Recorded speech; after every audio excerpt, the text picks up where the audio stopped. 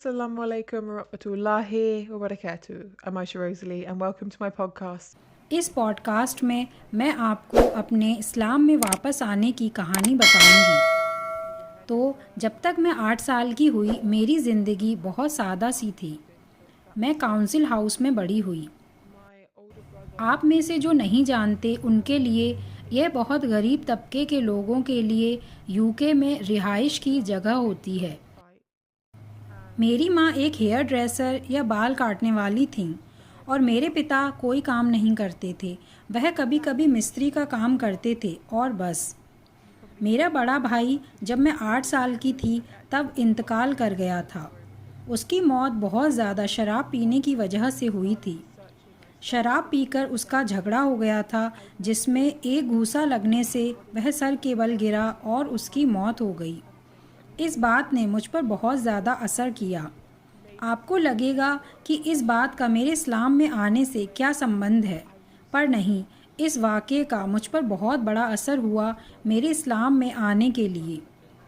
इस वाक़े के बाद मैंने मौत के बारे में बहुत छोटी उम्र से ही सोचना शुरू कर दिया।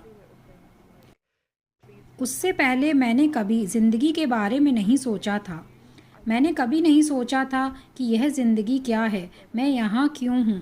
ज़िंदगी, मौत, इन सब चीज़ों के बारे में मैं पहले कभी नहीं सोचती थी, क्योंकि मैं तब सिर्फ़ 8 साल की थी। पर उसकी मौत ने मुझे खुदा के बारे में सोचने को मजबूर किया। और मुझे याद है मेरे भाई की मौत के बाद मैं अपने बिस्तर में खुदा से दुआ करती थी। मैं खुदा से बातें करती थी। खुदा शब्द यह मुझे नहीं पता था, पर मैं फिर भी खुदा से बातें करती थी। मैं बिल्कुल भी मजहबी नहीं थी, मेरा परिवार भी बिल्कुल मजहबी नहीं था, पर फिर भी मैं खुदा से बातें करती थी। मैं हमेशा खुदा से चीज़ें मांगा करती थी, बहुत छोटी चीज़ें, जैसे मैं दुआ करती थी कि प्लीज़ मुझे वह कैंडी दिला दीजिए, इस तरह की चीज़ें। मैं बहुत ज़्यादा कंफ्यूज्ड थी। मुझे नहीं पता था मेरा भाई कहाँ चला गया है। मुझे याद है मेरे परिवार के लोग मुझे छोटे गहने या उस जैसी और चीज़ें देकर कहते थे कि तुम्हारा भाई इसके अंदर है। और मैं हमेशा उलझन में रहती थी, क्योंकि मेरे बड़े उलझन में थे, क्योंकि वो मजहबी नहीं थे और किसी चीज़ पर यकीन नहीं रखते थे, इसलिए वो बहुत ज़्यादा कन्फ्यूज़न में थे। मेरे पास एक छोटा गहना था जिस पर एक फरिश्ता बना हुआ था और मुझे बताया गया कि मेरा भाई इस गहने के अंदर है। और एक बार मेरे पास एक गले का हार था तो मुझे बताया गया कि मेरा भाई उसके अंदर है, और इसी तरह की और बातें। पीछे मुड़कर देखो तो अब यह सब बातें कोई सेंस नहीं बनाती। मैं जवाब तलाश रही थी और मेरे ख्याल से तब से ही मैंने जवाब तलाश करना शुरू किया। उसी साल मेरे पिता भी हम सबको छोड़कर चले गए, तो एक तरह से मेरा परिवार आधा हो गया। पहले मैं, मेरी माँ, मेरा भाई और मेरे पिता थे, पर फिर सिर्फ मैं और मेरी माँ ही रह गए, क्योंकि मेरे पिता हमें छोड़कर एक 15 साल की लड़की के साथ चले गए थे। वह मेरी जर्नी का बहुत अहम हिस्सा है, क्योंकि वह लड़की जिसके साथ मेरे पिता गए थे वह उस तरह की लड़की थी जिसे समाज में बार्बी गर्ल कहते हैं। उसके लड़कों की तरह बाल थे और वह अलग से लिबास पहनती थी। मेरे पिता ने कभी मुझ पर तवज्जो नहीं दी थी। वह हमेशा उस लड़की को मेरे सामने बड़ा दिखाते थे। तो बहुत छोटी उम्र से ही मेरे दिमाग में यह बात आ गई थी कि अगर मैं चाहती हूँ दुनिया के लोग मुझे जाने तो मुझे अलग से कपड़े पहनने होंगे, अलग सा लगना पड़ेगा। तो यह 2 चीज़ें जो मेरे बचपन में हुई, इन्होंने मेरे आगे की ज़िंदगी मैंने कैसे जी उस पर बहुत ज़्यादा असर डाला। इन बातों की वजह से मैं बहुत ज़्यादा सोचने विचार करने लगी थी।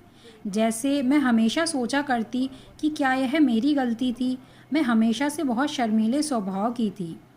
क्या मुझ में इतना कॉन्फिडेंस या आत्मविश्वास नहीं जितना होना चाहिए था?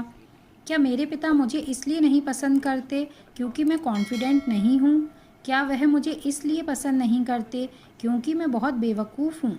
मैं हमेशा से बहुत बेवकूफ़ सी थी। मैं हमेशा किताबों में लगी रहती थी। मैं वैसी नहीं थी जैसे मेरे पिता थे। वह शराब पीने, पार्टी करने, इन सब चीज़ों में बहुत ज़्यादा थे और मुझे हमेशा लगता था कि मैं अपने परिवार में फिट नहीं होती।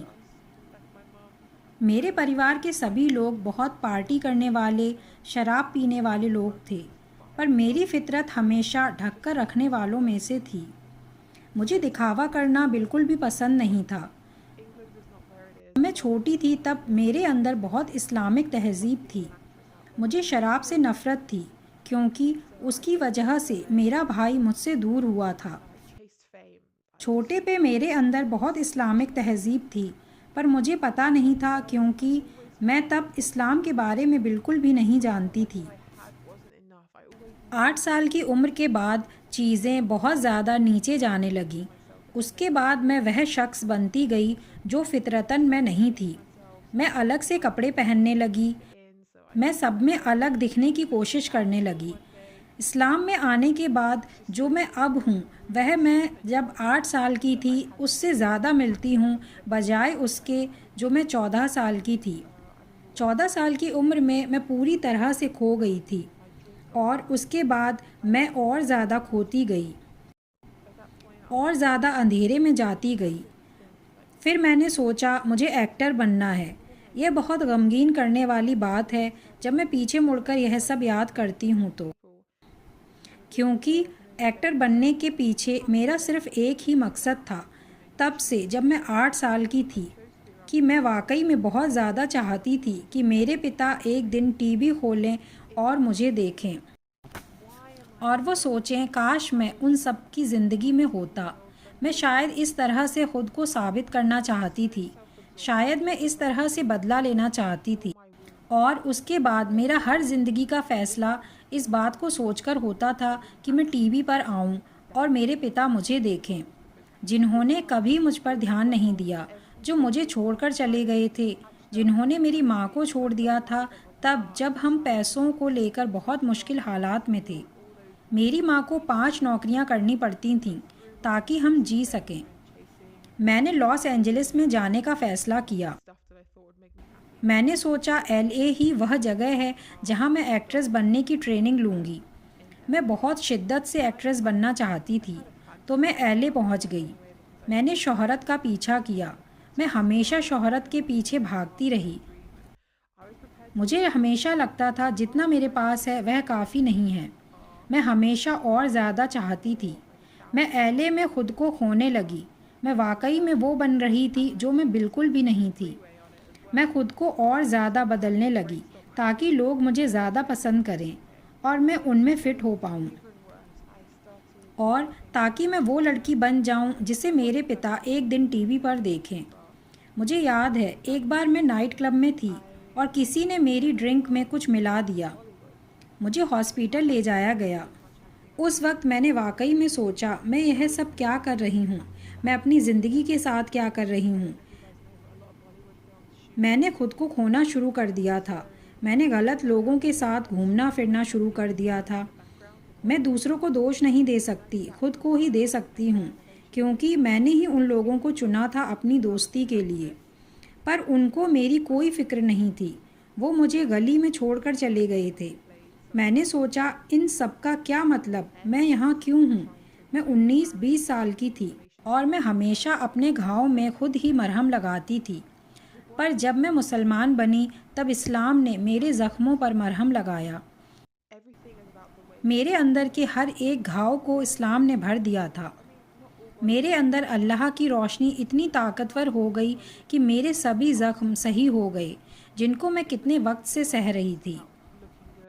पर मेरे शोहरत और दुनिया के पीछे भागने से मुझे लगा था मुझे खुशी मिलेगी, पर आखिर में मैं बेघर हो गई और अपने कुत्ते के साथ मुझे कार में रहना पड़ा। मैंने उस दुनिया के बारे में शायद ख्वाब सजा लिए थे, क्योंकि मुझे लगा था कि शायद एक्टर्स ऐसा करते हैं। एक्टर्स मेहनत करते हैं और अपने सपने को पूरा करने के लिए कार में भी रहते हैं। मैं भी अपने सपने पूरे करने के लिए कार में रहने को तैयार हो गई। तो आखिर में मैं अपनी कार में रहने लगी, जो मैंने $1000 में ख़रीदी थी, जो कि बहुत सस्ती थी और कई बार मैं उसके ख़राब होने पर मैंने उसे सही कराया था। मैंने एक बार उससे किसी को टक्कर भी मारी थी क्योंकि उसके ब्रेक्स भी काम करना बंद कर चुके थे। और आखिर में मैं यूके वापस ही आ गई। अब चीज़ें और ज़्यादा बुरे हालात में हो गईं। मुझे बहुत ज़्यादा खाने की लत पड़ गई थी। फिर मुझे एक लड़की मिली जो बॉलीवुड में काम करती थी। उस वक्त मैं बहुत ज़्यादा एक्टिंग नहीं कर रही थी, मैं ज़्यादातर पर्सनल ट्रेनिंग कर रही थी। तो मैं बहुत ज़्यादा बेचैन थी फ़िल्मों में काम करने के लिए, एक्टिंग की दुनिया में वापस आने के लिए। मुझे नहीं पता आप लोग जानते हैं या नहीं, पर बॉलीवुड में ज़्यादातर फ़िल्मों की शूटिंग यूके में ही होती है, तो इसलिए मैं मान गई। मैं एक्स्ट्रा का काम करने लगी, मतलब वो जो फ़िल्मों के पीछे रहकर काम करते हैं। कुछ वक्त के लिए मैंने यह काम किया, फिर आखिर में वो लोग मुझे कुछ डायलॉग्स भी देने लगे। इसलिए नहीं क्योंकि मैं अच्छी एक्ट्रेस थी, पर इसलिए कि मैं बहुत ज़्यादा सफ़ेद या गोरी थी। और मैंने हमेशा ऐसे रोल किए जिनमें मैं बुरी गर्लफ्रेंड बनती थी जो हीरो हीरोइन की शादी या रिश्ता ख़राब करने में लगी रहती है। बॉलीवुड ने मुझे सिखाया कि सब कुछ बस बाहरी रंग रूप पर आधारित है। सब कुछ बस आप कैसे दिखते हैं उस पर ही निर्भर करता है।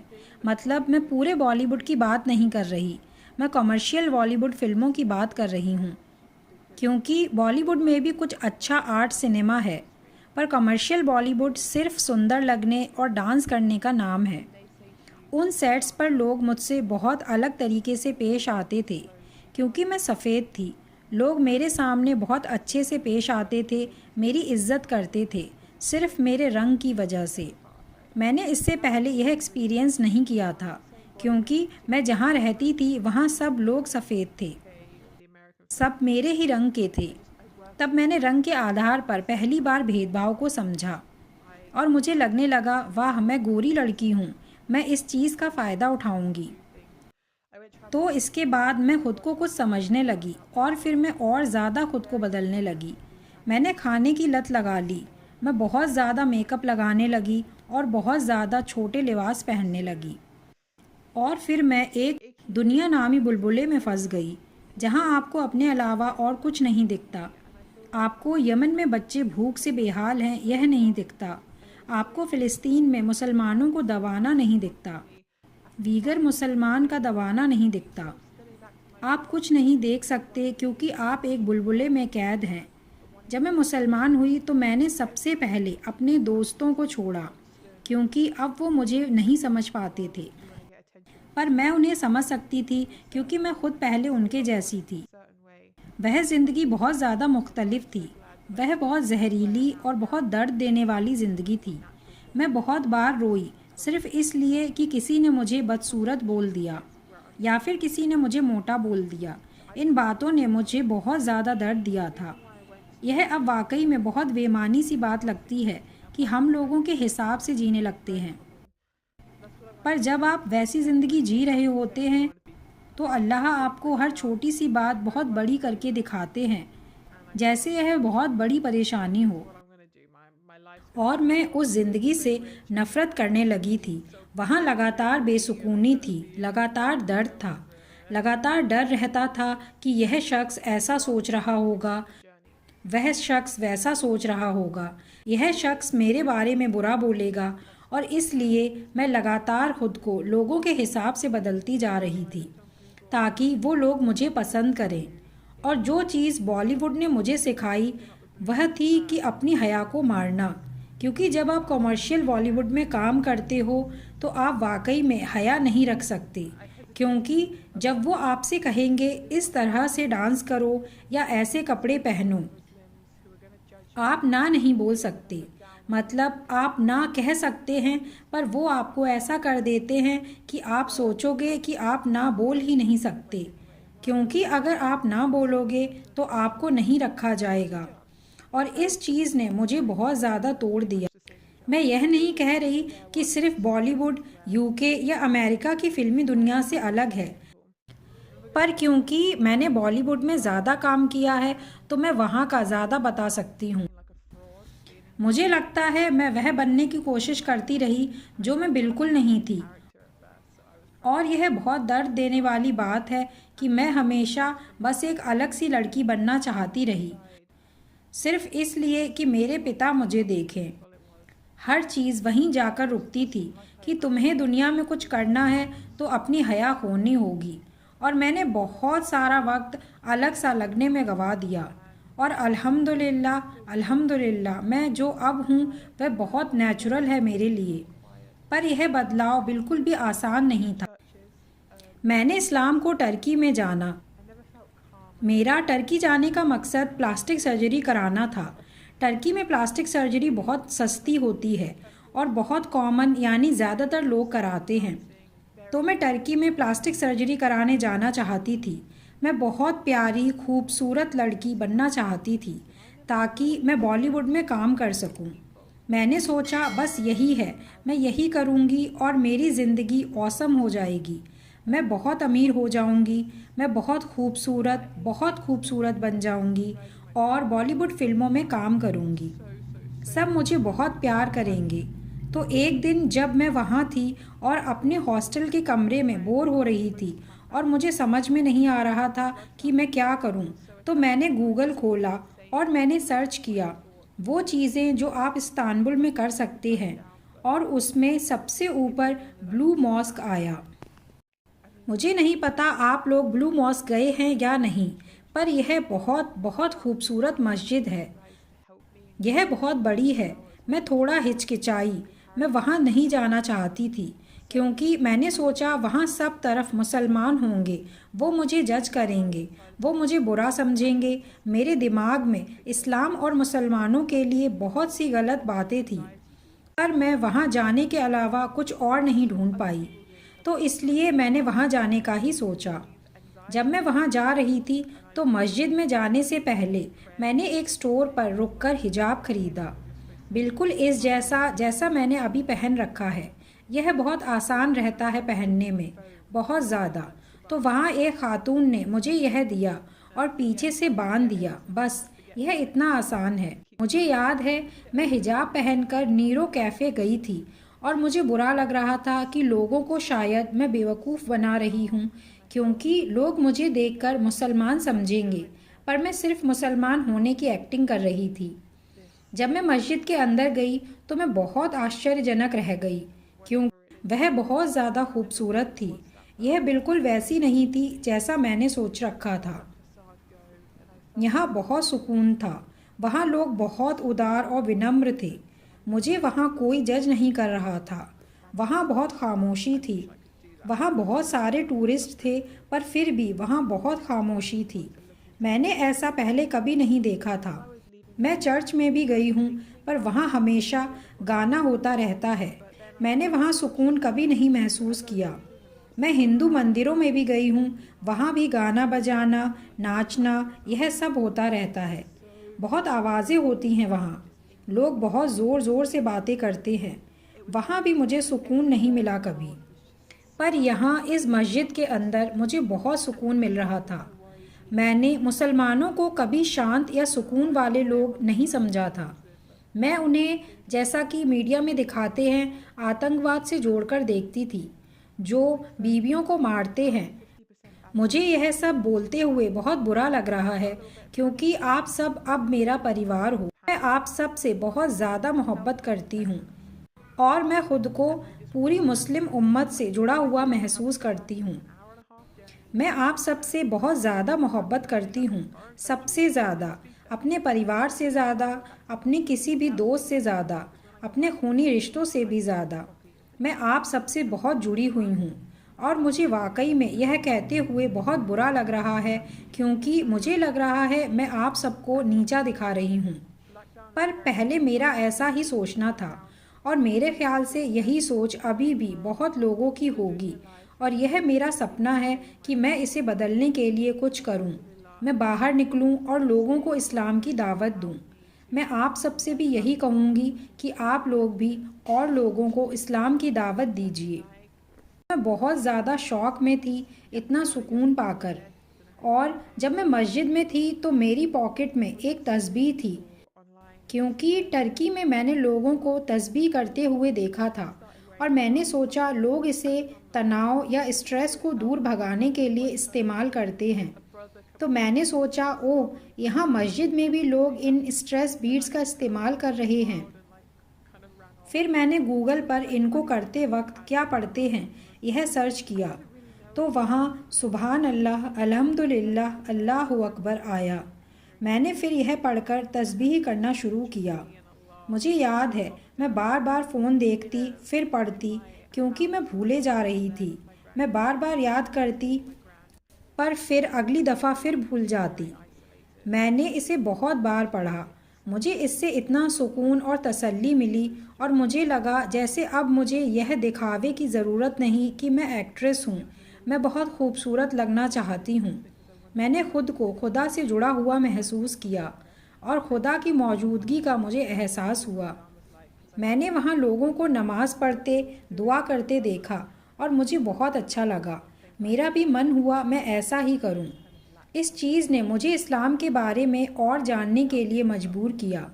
और जब मैं मस्जिद से निकल रही थी तो मेरे दिमाग में आया कि मैं एक कुरान यहाँ से अपने साथ ले लूँ, पर फिर मैंने ऐसा नहीं किया। शायद शैतान ने मुझे ऐसा करने से रोक दिया था। पर जब मैं मस्जिद से निकली तो मैं ब्लू मॉस्क और हागिया सोफिया मस्जिद के बीच में खड़ी थी और तभी अजान होने लगी। मेरे ख्याल से असर का वक्त था और असर की अजान हो रही थी। वो इतनी खूबसूरत थी। मुझे याद है वह आवाज़ मेरे अंदर समा गई। हर तरफ वही आवाज़ थी। मुझे ऐसा लग रहा था जैसे पूरी दुनिया में इसकी आवाज़ जा रही है और पूरी दुनिया अजान के आसपास घूम रही है। उस पल मेरी सारी परेशानियां, सारे दुख दूर हो गए। मुझे बहुत सुकून मिल रहा था और मेरा फ़ोन जो कि 50% चार्ज था अचानक से बंद हो गया। मुझे थोड़ी घबराहट हुई। फिर अगले ही पल मुझे लगा मुझे चिंता करने की ज़रूरत नहीं, खुदा मेरे साथ है। मैं खुदा की मौजूदगी वहाँ महसूस कर पा रही थी और मैं सीधा अपने हॉस्टल की तरफ जाने लगी। मुझे नहीं पता मैं वहाँ तक कैसे पहुँची। मुझे रास्ता नहीं पता था। वह वहाँ से 1.5 घंटा दूर था। मेरे पास अब फ़ोन भी नहीं था कि मैं गूगल मैप देख लूँ, और मैं दूसरे देश में थी और मुझे टर्किश भी नहीं आती थी। पर फिर भी अल्हम्दुलिल्लाह मैं सीधा अपने हॉस्टल पहुँच गई, बिना एक भी गलत मोड़ लिए। यह मेरे लिए बहुत बड़ी बात थी। जब मैं हॉस्टल पहुँची तो मैंने इंग्लिश ट्रांसलेशन की कुरान उठाई और मैं पढ़ने लगी। फिर मैं यूके वापस आ गई, पर मैंने कुरान पढ़ना जारी रखा। फिर लॉकडाउन हो गया। लॉकडाउन मेरी कहानी में बहुत अहम रहा, क्योंकि लॉकडाउन ने मुझे फ़िल्मी दुनिया से दूर करके सिर्फ इस्लाम को सीखने पढ़ने पर ला दिया। मैंने इस्लामिक लेक्चर्स सुने। मैंने मुफ्ती बैंक, डॉक्टर जाकिर नायक, इनको सुना।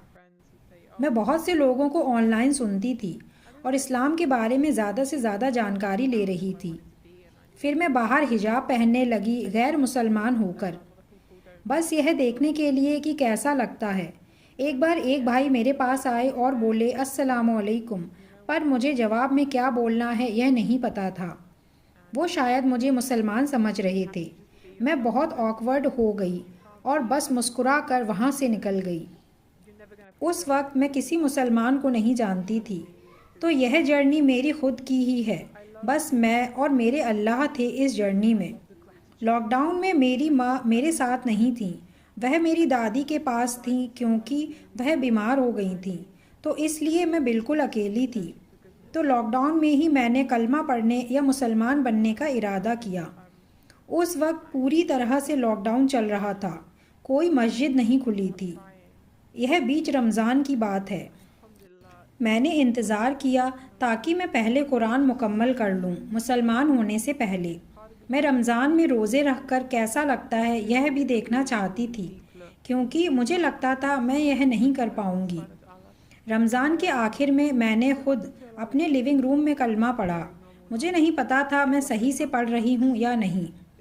अगर मुझे सही से याद है तो मैं बार बार कलमा पढ़ रही थी, क्योंकि मुझे लगा मैं कहीं गलत तो नहीं पढ़ रही। इसलिए मैं बार बार कलमा पढ़ती रही, क्योंकि मैं सही से नहीं पढ़ पा रही थी। और क्योंकि मैं बहुत ज़्यादा रो रही थी तो मैं बोलती ओके और गहरी सांस लेती, और जैसे ही कलमा पढ़ना शुरू करती मैं फिर से रोने लगती। तो इस तरह मैंने सही मायनों में बहुत बार कलमा पढ़ा मुसलमान बनने के लिए। मुझे अब मुसलमान हुए 3 साल हो गए हैं। मैंने मुसलमान बनने के 6 महीने बाद अपना यूट्यूब चैनल शुरू किया। मैंने इस्लाम में आने के बाद अपने सभी सोशल मीडिया को डिलीट कर दिया। 6 महीने बाद मैंने सोचा मैं अपनी इस्लाम की जर्नी ऑनलाइन शेयर करती हूँ, और मैंने वैसा ही किया और वह थोड़ा वायरल हो गई, और उसके बाद मैंने और वीडियो बनाए। उसके बाद मेरी शादी हो गई अल्हम्दुलिल्लाह। मैं अपने शौहर के साथ अब दुनिया घूमती हूँ।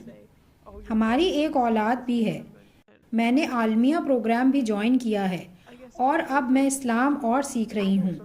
मेरा यूट्यूब चैनल है, मेरा इंस्टाग्राम पर अकाउंट है और मैं सदका के लिए पैसे जमा करती हूँ।